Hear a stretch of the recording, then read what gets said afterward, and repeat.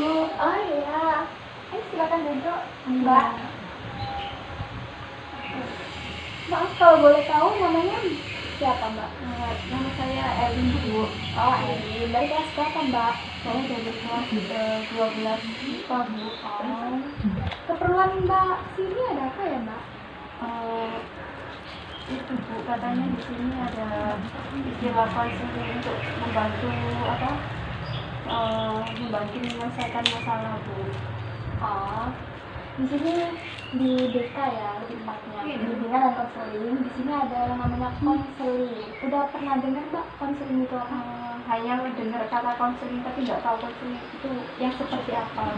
Konseling, baik, Ibu jelaskan dulu ya. Di sini tuh konseling itu suatu layanan pemberian bantuan dari konselor ke konseling. Saya konselor dan Mbaknya sebagai konseling. Di sini yang memegang peran untuk mengambil sebuah keputusan itu tetap Mbaknya, dan saya hanya perantara aja. Gitu. Kalau saya misal ya, Bu, kalau saya cerita nanti takutnya cerita saya tersebar di mana-mana gitu. Enggak, di BK ini, Mbak, ada suatu asas, ada beberapa asas. Salah satunya ada asas kerahasiaan, di mana asas ini berpegang teguh untuk menjaga privasi masalah dari si konseling, dan dijamin nggak bakal tersebar. Gitu. Iya, Bu. Mbaknya mau konseling? Iya, saya mau, Bu. Oke. Sebelum kita melakukan proses konseling, kita tetapkan dulu ya kontrak konselingnya berapa menit. Ada 30 menit atau 45 menit. Mbaknya mau pilih yang mana? 30 menit aja, Bu. Yang 30 menit, oke. Sekarang silakan Mbak Elin ceritakan apa yang menjadi kendala Mbak Elin saat ini. Saya itu Bu? Saya itu banyak yang yang meminta lah untuk menikah dengan saya. Sedangkan dari sisi saya itu merasa belum siap. Saya masih sekolah, terus saya tuh juga nggak enak nolaknya. Takutnya nggak hanya 1-2 orang yang meminta saya, maksudnya yang pengen serius ke sini, yang nggak hanya sekadar pacaran. Nah, cuma saya tuh merasa saya belum siap lah. Alasan Mbak Elin buat nolak itu apa? Karena menurut saya ya, Bu, ya, saya tuh pengennya tuh sekolah dulu, pengen cari ilmu dulu, pengen jenjang karir saya dulu. Saya tuh hanya berbicara karir. Untuk masalah nikah, masalah berumah tangga itu bukan di nomor sekian kan lah, belum waktunya, belum sekarang. Rencana Mbak Elin setelah SMA ini, Mbak Elin mau menerusin sekolah lagi, perguruan tinggi atau langsung kerja gitu? Pengennya sih mau sekolah dulu. Mau sekolah dulu. Mbak Elin sudah berbicara sama yang si cowoknya yang mau meminta Mbak Elin untuk menunggu Mbak Elin setelah selesai kuliah gitu, atau belum sama sekali ngomong? Kalau ngomong setiap yang meminta saya, ya maksudnya belum sampai ke orang tua lah, tapi masih di saya. Meskipun ada di orang tua saya, tapi itu kan urusan orang tua saya. Tapi yang meminta di saya, mungkin aku pengennya pengen serius sama kamu. Aku tahu kan saya punya prinsip nggak mau pacaran, terus pengennya itu langsung nikah. Akhirnya banyak cowok yang mau serius sama saya, dia menunggu ini.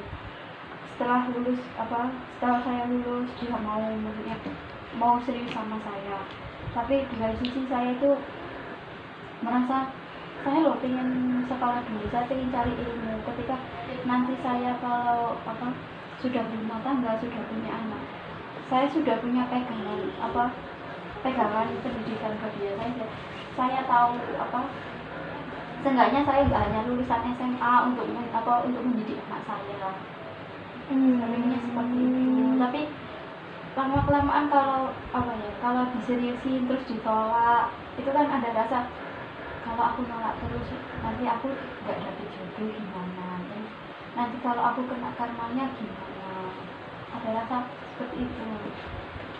Tapi kalau nggak ditolak, posisi saya itu belum siap. Terus kalau saya pacaran sama dia, otomatis aku ya bu, otomatis saya itu kayak melanggar prinsip saya yang nggak pengen pacaran, terus nggak pengen, kan saya di agama saya memang nggak ada namanya pacaran, jadi saya tuh berpegang teguh hubungan, kalau mau jadi hubungan ke tahap yang serius aja, nggak usah ada kata pacaran di dalam diri saya.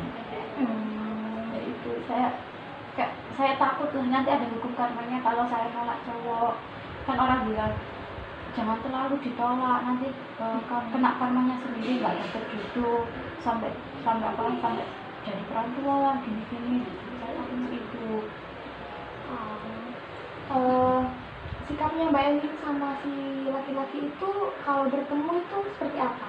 Mbak Elin memberi suatu harapan atau Mbak Elin sudah membuat kesepakatan sama si cowok yang meminta Mbak Elin? Kalau saya sih selama ini dibilang gantung ya enggak. Soalnya saya itu setiap dia mau serius saya bilangnya gini, saya pengen sekolah dulu, terus kalau mau nunggu saya sampai lulus ya silahkan, tapi jodoh itu nggak ada yang tahu. Terus ada yang bilang kamu secara nggak langsung itu nolak dia, kamu itu udah secara nggak langsung ya kamu itu udah nolak dia secara terang-terangan. Tapi menurut saya itu udah nolak dia secara halus, yang halus seperti apa lagi gitu. Saya itu bingungnya di situ. Saya juga ada rasa takut kena hukum kamu, tapi nggak dapat jodoh lah. Posisi saya belum siap. Terus saya pernah dimaki-maki, dibilang sok cantik lah, sok prima donna lah dan sebagainya karena saya nolak dia. Tapi keputusan saya, mereka kan nggak tahu bahwa saya belum siap, bahwa rumah tangga itu nggak hanya sekedar dijalani, nggak sekedar indah yang kita lihat kan, perlu adanya proses di situ, perlu kita itu belajar dulu teorinya seperti apa rumah tangga itu, perlu wawasan lah sebelum kita memulai hubungan yang lebih serius kayak berumah tangga itu tadi. Terus berumah tangga itu nggak sekedar kita pacaran, ada masalah putus, terus pengen cari kalau mau hubungan lagi cari lagi, nggak seperti itu.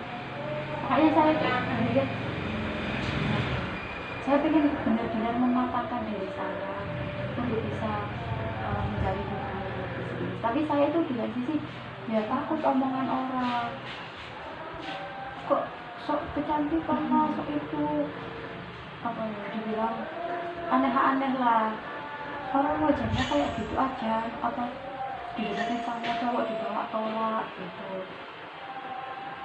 Sampai saya tuh pernah suatu ketika itu saya nangis. Saya tuh di situ tuh posisi memang down, dan posisi di situ tuh orang tuanya bilang ke saya, maksudnya orang tuanya minta ke saya terus di posisi di situ tuh saya jawabnya itu gini, maaf bu, saya belum siap untuk menikah, saya masih sekolah. Tapi respon orang tuanya itu gini, yang diharapkan sama orang tuanya itu beda dengan jawaban saya. Mungkin yang diharapkan sama orang tuanya itu saya bilang, oh iya bu, nggak apa-apa, maksudnya dia itu berharap ya dia terima meskipun nunggu sampai saya lulus. Tapi jawaban saya punya sekolah dulu bu, saya pengen jadi sarjana dulu, pengen bakalin orang tua dulu. Terus di situ saya dibilang, meskipun nggak secara langsung tapi saya dengar dia itu ngomong di belakang saya. Ada saya posisinya di depan sini, ibunya di belakang di meja makan sama aku. sok apa ya, sok kaya lah, mau sekolah ini dari mana, sok cantik mau apa, udah kayak sok cantik, ada yang minta tapi ditolak. Situ posisi saya itu gitu. Terus kalau saya nikah, otomatis tanggung jawab orang tua saya kan tidak ke dia. Terus saya bantu orang tua saya tuh kapan, kalau saya nggak sekolah dulu, kalau nggak saya kawin dulu. Situ saya merasa kok gini, ada orang kayak gini ya, nggak mikirin perasaan saya, nggak mikirin. Setiap orang kan punya prinsip, setiap orang itu punya mimpi, setiap orang itu punya harapan. Tapi kalau saya, dia nggak lihat saya memang. Dia pikirnya saya itu anaknya orang nggak punya. Akhirnya saya diajak apa, diminta diajak nikah sama diminta lah untuk anaknya. Posisi di situ tuh saya nolak itu gimana ya? Nolak ya, pada posisi nggak enak kalau mau nolak, tapi di lain sisi saya itu punya prinsip, di lain sisi saya pengen sekolah yang tinggi, pengen banget orang tua saya. Yang enak itu respon dia. Jadi saya cukup ya. Padahal menurut saya ya, itu udah kata-kata yang paling halus untuk menolak dia. Sampai saya gini, kalau misalnya kamu tolakin lagi, nanti nggak dapet jodoh gini-gini. Terus saya nolaknya seperti apa?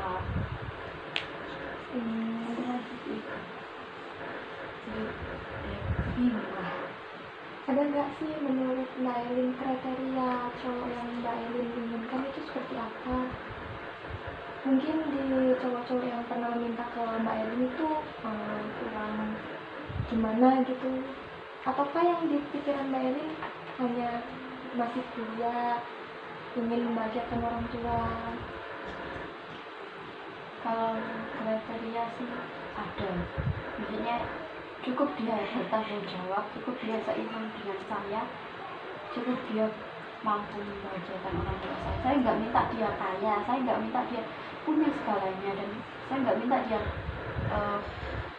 pangkatnya tinggi lah, dia berpendidikan, enggak. Cukup dia cowok yang bertanggung jawab, seiman dengan saya, sevisi dan misi dengan saya. Aja. Iya. Susah atau gimana ya? Nggak tahu sih. Saya memahami apa yang Mbak Elin rasakan. Sekarang gini, inginnya Mbak Elin saat ini maunya apa gitu, biar semua itu kayak lega gitu loh, biar nggak jadi beban gitu. Inginnya Mbak Elin, Saya tuh pengen fokus sama pendidikan saya dulu. Saya pengen nyelesain pendidikan saya dulu, baru saya itu memikirkan ke jenjang yang selanjutnya. Ya, saya baru memikirkan pernikahan. Kalau untuk sekarang, biarkanlah saya fokus dulu, meskipun kamu punya rasa sama saya, tunggu saya selesaikan sekolah saya dulu. Kalau gini kan jalurnya kan nggak enak ke keluarganya saya tuh, jadi kayak ada rasa sungkan lah, rasa gimana gitu ketika berurusan sama keluarganya, ketika bertemu sama keluarganya. Meskipun ada yang meminta dan itu menerima apa, meskipun saya tolak terus dia memahami saya, itu ada. Cuma saya gak enaknya yang ada beberapa yang nggak bisa memahami saya. Terus saya juga ada masalah minder, soalnya kebanyakan itu yang meminta saya itu dari kalangan anak pesantren, meskipun dia nggak lulusan pesantren, tapi keluarganya itu lingkupnya itu keluarga dari pesantren. Akhirnya saya itu rasanya kayak ada rasa minder, rasa itu, soalnya keluarga saya itu bukan dari keluarga pesantren seperti mereka. Hanya di situ saya berpikir dua kali.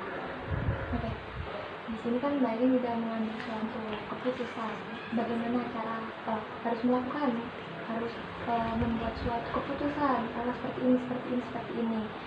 Coba Mbak Elin terapkan di kehidupan Mbak Elin seperti apa kelanjutannya biar nggak jadi beban juga.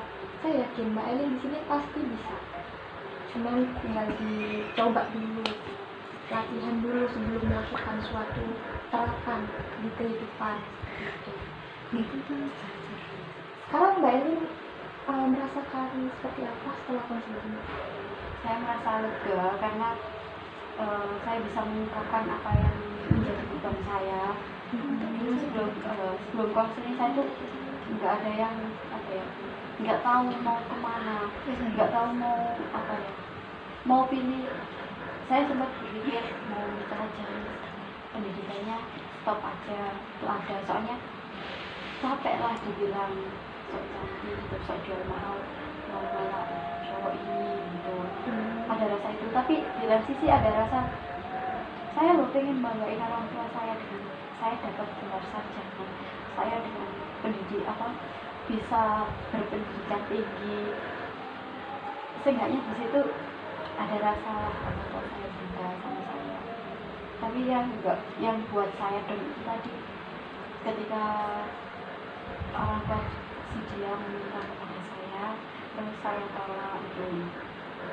Padahal awal-awal yang meminta saya itu nggak hanya dia orangnya mampu memahami saya, tapi kenapa kok posisinya gini, itu keluarganya sulit memahami.